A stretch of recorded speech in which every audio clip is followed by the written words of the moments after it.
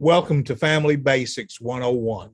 I'm Dr. Bruce McClure, the local minister at the Prince George's Church of Christ, located at 7800 Central Avenue in Landover, Maryland. Throughout the week, we've talked about ways to avoid conflict, ways to avoid holiday disasters where people are gathered together for a happy occasion, and inevitably, sometimes life gets in the way and people will conflict, clash. And if you've ever noticed, it can turn a great happy time into a time of bitterness and despair that people later, after the holiday event has passed, now have to go back and try and repair it. Have you thought about this in terms of conflict's major hotspot? Cleveland Clinic's news service, in a December 21st, 2018 article, noted the major area of holiday conflict that erupts before the holiday and continues after the holiday. To the surprise of most people, it can be traced to in-laws or extended family. That was a surprise to a lot of people. Why can you trace this to in-laws or to extended family? Well, because family traditions surface during holidays. In-laws can be present in spirit through prior learned experiences by each individual at the gathering, how they shop, how they decorate, time for dinner, what they have for dinner, and those in-laws or that extended family may not physically be present, but those traditions will surface that were developed by those in-laws. Now, if by chance the in-laws show up in person, the conflict might escalate higher, much higher, due to attempts to show family loyalty or attempts to avoid conflict with the extended family or the in-laws through compliance with the family of origin's expectations. And it escalates the conflict and it makes the holiday even more disastrous. Let's talk a little bit about some family recipes that conflict with each other when you bring these family constellations together. And I'm using the term recipes because we're talking about holidays, and I'm trying to keep this light and trying to keep you connected to the discussion. Family gatherings are filled with different personalities, with clashing traditions that, when used properly, will result in a great finish. Now, the operative is when used properly. Now, keep in mind that every family has recipes. Every family has different personalities. But when those things are used properly, like a good recipe, then it can result in a great finish. But imagine in your kitchen pantry, you can't use everything at one setting. If you do, it's going to ruin whatever you're trying to accomplish. So with these family recipes, family gatherings, a person can be filled with salt. Within families, there are just salty people. I'm not talking about just a drop of two, but I mean, they're just salty. But in certain food recipes, you need a lot of salt. There may be somebody that's a person that's filled with sweetness. Imagine, if you would, a canister of sugar. Every family will have a person that is just filled with sweetness. But there are certain recipes that just does not call for as much sugar or sweetness as others. But when used properly, they can make good end results. A person with just a little artificial flavor. Nothing wrong with using artificial flavor. There are recipes who call for just a little bit of flavor. But what about the person in the family recipe book that is filled with pure flavor directly from the bean, like nutmeg or vanilla? One time we were on vacation on a cruise, and we went to some place, and they had the freshest nutmeg. You could smell it. And we bought some. And it was a world of difference grating the spice nutmeg from the original ball than it was shaking it from a bottle. But there are great recipes that can use the pureness of the vanilla bean or nutmeg. And how does that play with a person who's only filled with a little bit of flavor? That they've got a little bit of sense of humor, but they don't have a lot. And yet you got people who can just kind of bring out the richness of what you're trying to prepare. What about a person whose temperament is simply that of being warm at best? And it's probably not that warm. Typically, if we're going to keep an oven on warm, you're talking about 175 degrees. But imagine needing something to remain warm. Well, that works well. But what if you need a person in that mix, or that person, a person may be in the mix, whose temperament is always medium to hot, 300 degrees to 450 degrees, 275 degrees to 500 degrees. Well, there's a place for that. Just like there's a place for an individual that has a warm temperature.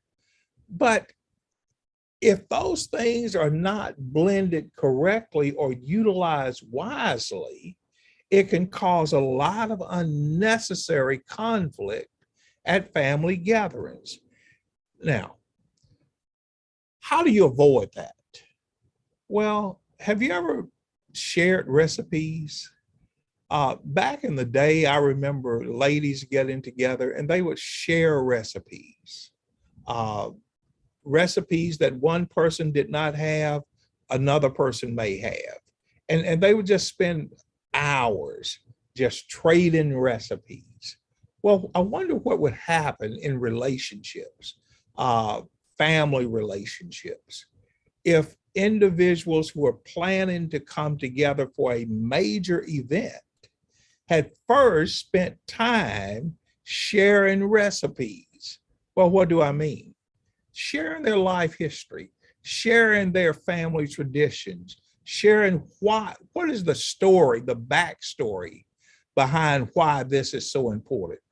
A danger that frequently generates conflict during family gatherings is the fact that families do not talk about traditions or the history behind those traditions before making them the expectation of the day for everybody. Each family and each individual may have made specific tweaks to traditions and family values and personalize their newly modified expectations. So now these become the normalized expectations of everybody else. The problem is everybody else doesn't have a clue about what those expectations are and why they are so important. Unless these new expectations are shared from a place of love and understanding, conflict can arise that may have been avoided. When people have too explicit of expectations of others, it creates stress, and most people will do or behave in a manner to either avoid or extinguish the conflict or the stress. They're going to say, look, I don't want to be around. I'm not going to that event. If I go, I'm not going to participate. I'm not going to interact.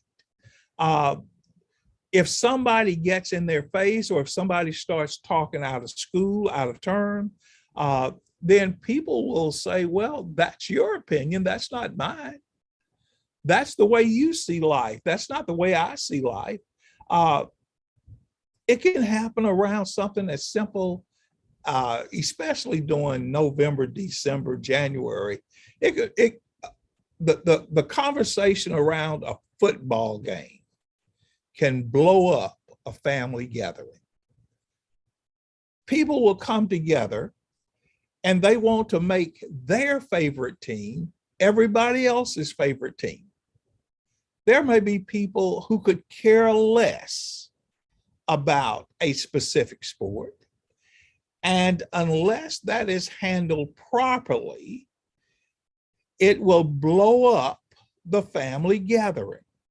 There may be someone who has a special food that they think the world revolves around, and there may be another person at the event who despises that same food.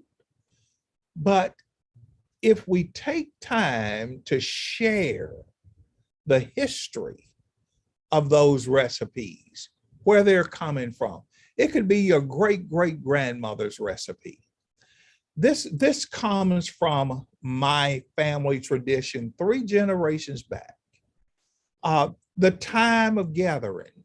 The reason we gather at a certain time is because my grandfather, my grandmother, my great aunt, this was a tradition they created. But the reason was the gathering was always at 1 p.m. for them, because it was at 1 p.m. 50 years ago, on that date, a special date, that they met each other for the first time. Do you see how now you're adding clarity to why 1 p.m. is important?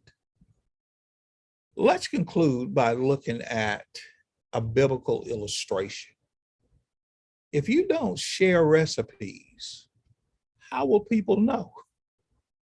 It will frustrate the daylights out of people about, where is this coming from? Why is this so important? Why is the person so dug in on this?